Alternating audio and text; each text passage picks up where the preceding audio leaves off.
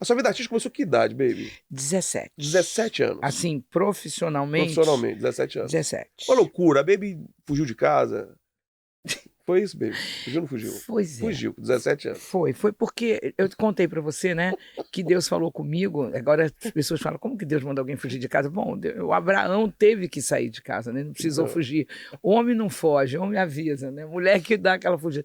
Eu não tinha razões para fazer isso com a minha mãe ou com meu pai, mas eu tive uma visão. A primeira visão é porque, para localizar melhor, eu tinha muitas visões desde pequena, todas as noites. Então você já tinha uma conexão, assim, com o divino? Todas as noites. Desde criança? E essas visões, elas eram meio poltergeister, meio barra pesada, né? E isso me deixou bastante tensa como criança, porque eu comecei a contar e todo mundo dizendo, olha, tira o feijão da madrugada, ela tá dormindo de barriga para cima, não tem essa coisa? Então, desde criança já falavam que você era doida. Mas te macetavam desde criança. A macetada começou, você era criança ainda. Sim, eles estavam desconfiando. Tanto que aí eu comecei a perceber que eu tinha que contar algumas coisas, não todas, porque estava apavorando. Até que teve uma das noites que eu acordei com o demônio na minha cama, falando, olha pro lado, eu sou o demônio, eu tô dormindo com você. E eu falei, não vou olhar não. Mas nessa noite, o meu olho abriu. E o que acontece? Minha avó dormia de mão dada comigo até eu pegar no sono para ela ir, porque antes disso eu não conseguia. Era muita tribulação. Depois eu descobri tudo que acontecia, o que acontecia na família, o que acontecia na casa, por que eu estava captando aquilo tudo. Mas o que foi de importante é que quando ela levantou e foi, eu não percebi, eu continuei dormindo, de repente meus olhos abriram e foi quando eu ouvi a voz. Olha para o lado, eu sou o demônio, eu estou dormindo com você. E eu não tive aquele medo que eu teria. Alguma coisa não estava ali, eu estava em uma outra dimensão. E eu falei, não vou olhar não. Ele falou, então olha para os meus pés. Quando ele falou, então olha para os meus pés, eu falei, bom, para o pé eu olho, eu não quero dar de cara. Quando eu olhei, era um bode, a perna até a cintura, mas eu não conhecia essa figura. E não deu jeito, eu olhei de cara. Quando eu olhei de cara, estava cara a cara comigo, aquele olhar muito... Era um sorriso de ódio, era um sorriso maligno, era uma perversão, uma perversidade, uma maldade. Eu tive um ataque tão grande que eu acordei a família inteira. Meu pai estava chegando do trabalho, devia ser umas 11 da noite, ele tinha saído com os amigos. Foi uma loucura na casa. No dia seguinte, meu pai me levou no psicanalista. Lógico, no mínimo, né? Porque já estava demais e eu estava dizendo que eu vi o demônio. Eu não tinha um evangélico na família, não tinha ninguém para dar um jeito naquilo ali, dar uma ungida, a gente não tinha nem entendimento. Nós éramos católicos e a gente não aprendia dessa forma. E aí eu vi o psicanalista falando para o papai que eu tinha que tomar tais remedicações, que ia acontecer isso, que ia acontecer aquilo. E eu também comecei a ouvir dentro de mim assim, não toma, não toma, não toma. Tanto que quando eu cheguei em casa, o papai tinha comprado o tal remédio, que ele me deu um remédio, eu botei na língua, quando ele virou as costas, eu joguei fora. E graças a Deus, porque senão eu teria viciado em remédios, em calmantes, em coisas muito, muito criança. E meu pai ali, na inocência absoluta. Quando foi no outro dia seguinte, eu já não quis dormir na minha cama, que eu falei, naquela cama eu não durmo, porque senão ele pode aparecer de novo, não durmo. Papai dormindo comigo, meus pais tinham separados, então eu estava no quarto, eu, meu pai, no outro quarto a Ângela, minha prima, com a vovó, a Esther, e no outro quarto a Niná, com a Ana Maria. São 3 primas e os 2 filhos da vovó tinham separados, que é meu pai e meu tio, e a gente estava com os pais. Então eu pulei para a cama do papai, e naquela cama eu dormi agarradinha com ele 3 noites. Na terceira noite, meu olho abriu de novo e atrás da porta ele costumava colocar uma capa, o calção e o chapéu. Pá, aquilo ali dava um medo danado. Então, eu me lembro que eu estou dormindo, abri o olho, dei de cara, eu falei assim, eu já sei quem é você. Você é a capa, o chapéu, o calção do papai, e eu estou com o meu herói aqui, meu papai. E pronto, ficou resolvido. Mas, de repente, pintou uma coisa branca, uma fumaça, sei lá o que era, uma coisa assim, que virou um véu até o chão. E aquele negócio branco do véu veio andando igual aquele passo do Michael Jackson, aquele, como é o nome? Sim. Que vem andando assim. Sei lá. Veio andando e eu falei sem falar. Ó, é melhor você parar, senão eu vou acordar meu pai. E não parou. Pare, senão eu vou acordar meu pai. Não parou. Quando chegou do lado da cama, o véu abriu e era uma pessoa assim com a cara de um ódio absurdo. A cara tinha uma cara de como quem tivesse saído da tumba, da cova, naquela hora, o dente, olhos fulminantes, e gritou: não adianta ser o pai!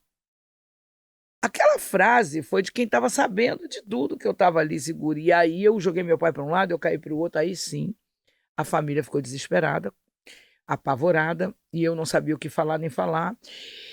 E meu pai tomou os remédios e tudo, e eu não tomando, escondido. Aí eu falei: não conto mais nada, não vou falar mais nada. E comecei a orar. Eu não falava a palavra orar, falava rezar, e pedia a Deus para me ajudar. E eu me lembro que nesse dia eu tive um momento especial com a cruz. Depois que eu fui entender as escrituras, entender tudo, por que Deus me leva para a cruz, graças a Deus. E eu comecei a chorar muito, porque Jesus tinha sido assassinado ali, e eu queria entender que mundo era aquele, e aí eu tive um ataque de novo do inimigo, que falou assim: olha, você está no inferno.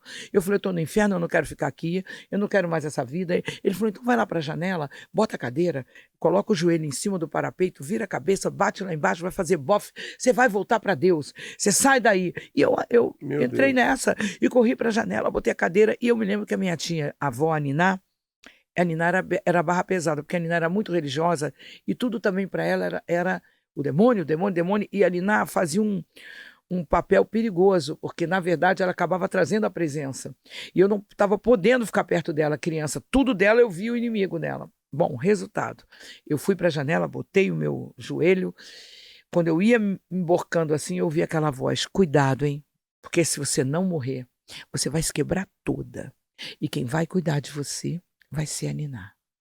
É aquela hora que Deus usa a maldição para a bênção, né? Eu dei um pulo para trás e falei: não, eu quero ficar na terra inteira, ou no inferno inteira. Se eu me quebrar e tiver que ainda ficar cuidando na mão dela, voltei correndo, saí, pulei o muro para a vovó nem a Niná ouvir o barulho do de abrir o portão.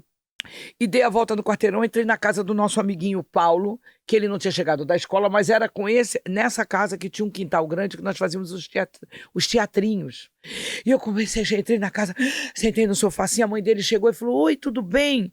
Eu falei: o Paulo tá aí. Ele falou: não, vai chegar da escola, mas pode sentar aí. Eu vi que ela limpando a sala, entrou pro corredor e tinha uma mesa encostada na parede, que era com as cadeiras viradas para cima. Sabe quando você tá limpando e bota o pé para cima, a cadeira...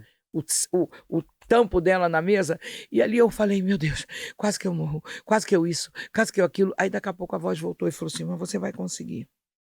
Você vai lá no banheiro, fecha a porta, sobe na pontinha da não sei o quê, pega aquele lenço da sua avó, bota lá naquela coisa que era o registro, amarra no pescoço, chuta a cadeira.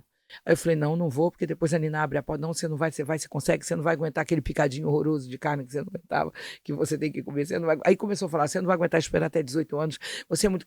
Foi uma coisa naquele banheiro, e eu falando comigo sobre o que eu devia fazer naquele banheiro, que era para eu me matar, até que eu falei: não vou, eu não acredito. De repente, falou tanto de tudo que eu não gostava, que é o que a gente hoje vê, né, quando a gente vai fazer uma libertação, quando a gente está trabalhando com uma pessoa, isso que serviu hoje para mim. Teve uma hora que eu falei: tá bom, eu vou tentar mais uma vez.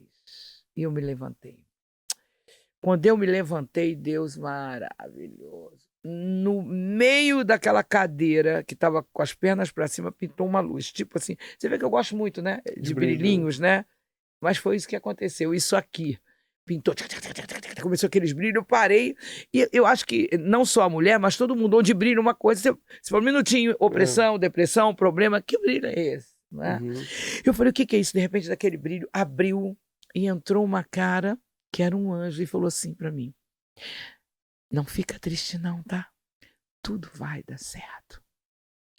E fechou. Eu caí sentado e falei: Deus está vendo tudo. Você está vendo tudo, você está vendo tudo. E aí a mãe dele entra na sala e fala: o que houve? Aí eu falo: não jogue pérolas aos porcos. Veio aquela palavra, porque vão dilacerar. E eu me lembrei que eu estava contando tudo. Uma hora você está vendo demônio, outra hora você está vendo anjo, outra hora... Eu falei: nada não, daqui a pouco eu volto. E fiquei correndo pelo quarteirão. No quarteirão, no passe que a gente faz assim, não sei se você conhece, que é um trote que criança descobre no correr. Eu acho que eu fiz umas 300 voltas no quarteirão, porque eu não tinha lugar na terra para parar. Eu não tinha lugar no planeta para parar e dizer assim, alguém pode me ouvir? Eu queria compartilhar, não tinha, então eu tive que correr. Quer dizer, na verdade eu comecei a endorfinar mais ainda do que eu já estava com aquela revelação e nunca mais eu vi nada ruim.